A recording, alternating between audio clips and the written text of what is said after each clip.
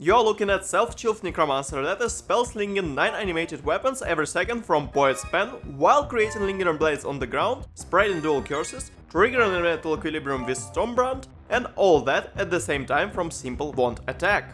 And build actually deal damage from automated minion instability with combination of Infernal Legion support and Fortress Covenant unique duel. So simply you press one button and everything explodes. Looks like a totally meme build, or does it? This build deal more than 4 million Shaper DPS on level 91, and all that insanity with total budget of 3 exalted orbs. This is the full video guide for Poet's Pen Animate Weapon Minion Stability Spellslinger. Build Reactor Core is over here on the passive tree with Fortress Covenant converting 6 notables into 120% extra damage received by your minions.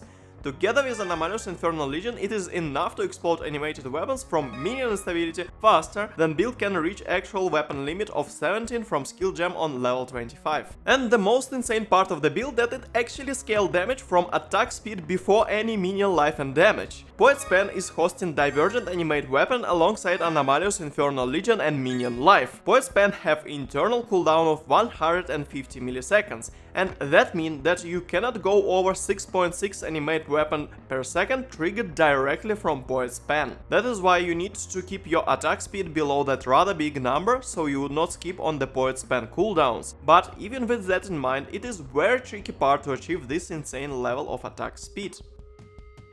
Getting to 6.5 attacks per second is rather hard on Necromancer Ascendancy. For that reason, build is using self-chilling combo with Golden Rule unique duel for self-poison and upgraded Soul of Shakari Pantheon to keep self-poison stacks limited to 5. Then Ice Funk Orbit unique ring to actually trigger poison from attacks and inflict self-chill at the same time, and Winter Weave unique ring to reverse effect of the chill on yourself and get insane attack speed and movement speed buffs. And very important part about this combination to have instant life flask with freeze and chill immunity, and also be sure that you have no poison immunity on your flasks ever. That way you will have your poison stacks and chill stacks at the same time while having the ability to remove freeze from yourself. Triggering all that from auto attack is boring and counterproductive. That is why build is running 5 link frenzy attack skill. That alone generate frenzy charges that boost attack speed even more. Then build is running blood magic support since there would be 0 mana available. And here build is using faster attack support on high level and level 1 supports with 20% quality to get attack speed benefits while maintaining low self damage from poison stacks.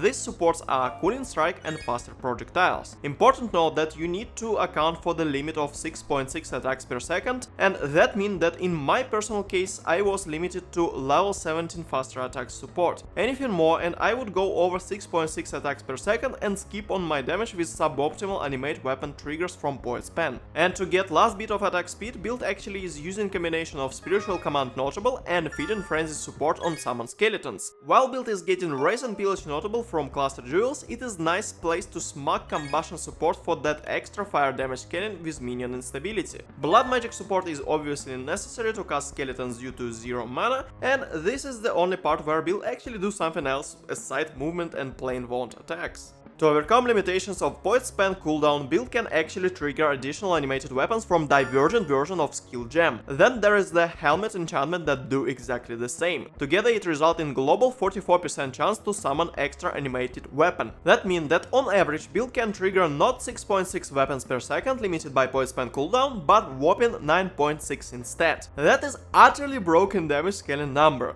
Nothing in Path of Exile can give you flat and global damage boost on that scale. And since we are speaking about gear, important to mention that build is stacking a lot of minion life and damage. I self-crafted with essences, gloves and belts to get 30% minion life on each. Then I bought amulet with Delph modifier that give extra minion damage and got even more minion life and damage on every single cluster and ordinary jewel. With large cluster jewel I got Raise and Pillage and Feasting Fiends notables for very nice combustion support trigger and plain damage. Then 2 medium cluster jewels with utterly broken Hulking Corpse notable and even more Feasting Fiends. That of course cascade into ordinary jewels. And next it is very important to understand how build achieve automation both for utility and for the huge chunk of damage scaling.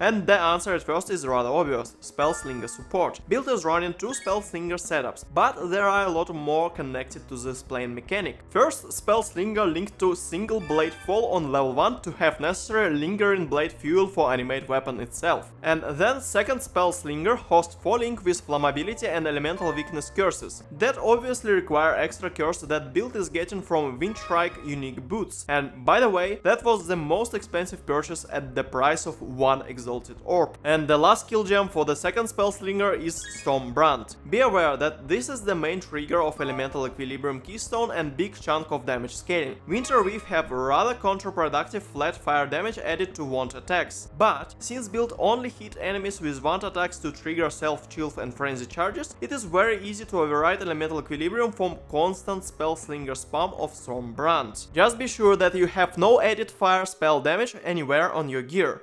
Build passive tree is rather simple, as much of minion damage, life and character life that you can get. Fortress Covenant have fixed place in the middle of the passive tree next to Elemental Equilibrium Keystone, and since Unwavering Stance Keystone is rather close to extra life, build is getting that as well. Having stun immunity is really nice for this build that of course rely on constant spam of attacks to deal damage in the first place. Ascendancy is straightforward as well. Both Unnatural Strength and Bone Armor are the best in slot for any minion instability build. And while I wanted to opt for the Mistress of Sacrifice with Bone Offering and Life on block, build just do not have spare place for extra gems. That is why raw minion damage and resists are the best choice with Commander of Darkness Ascendancy. And movement bit of utility would be Blood Magic with Dash and Second Wind support. And here you can slap either Stone Golem or maybe Enduring Cry if you want to press one extra button for life recovery. Then there is very important question. Why build is using Lionized Remorse unique shield over Necromantic Aegis Keystone and Milagara's Lance combination? On paper it is really powerful DPS combination and life recovery. First, it is very important to consider that at least 6 passive points are used to reach Necromantic Aegis Keystone. You just simply can get more damage and life on passive tree and clustered jewels instead of Milagara's Lance. Then the next question: is there any need to explode animate weapons faster? And while you can reduce weapon burn duration, it is actually counteracting survivability of the build. Simply having around 10 alive weapons on the field is acting as really great mid shield. And with life expectancy of approximately 1 second, animated weapons are able to self-aim and off-screen enemies as side effect. Life recovery from Milagara's Lance is nice, but unfortunately does not really work for this build and almost useless. And that is why simply getting around 600 extra flat life and 1.7k armor is just better in the long run. So I was really surprised by this build as a whole, because it started as a meme, but actually it kinda works. It can clear tier 16 maps really beefed up, it can go for the Delve, it can go for the haste. Delirium is kinda dodgy, but it's still doable, just really slow, and it can actually clear Conquerors, Guardians, etc. Unfortunate part that it have like no life recovery, so when you go for something like Awakener 8 or Maven, you will just die. Because, well, you have no life recovery, and unless you're a god gamer who dodges everything, you will get some damage and you will... This build is actually kinda competitive with every budget necromancer build that just deal damage from the straight summoning. The next week I will be actually converting this build into finally my Elemencer Impossible 30 Golem Elementalist build, which is also minion stability. And that one will be, as I also promised before, it will be a low budget version without any minion helmets for like 20 or 40 exalts and without any legend hubrises, because I'm really pissed on this gem. So, thank you very much for watching, and until the next video, have a pleasant day. Alright, that was weird. If you think about that, I just wished people to have a pleasant day until they watch my next video, and what if they watch my next video right now? That was rude. But if they watch my next video, then I will wish them pleasant day normally, and it will be alright. Yeah, 5 head.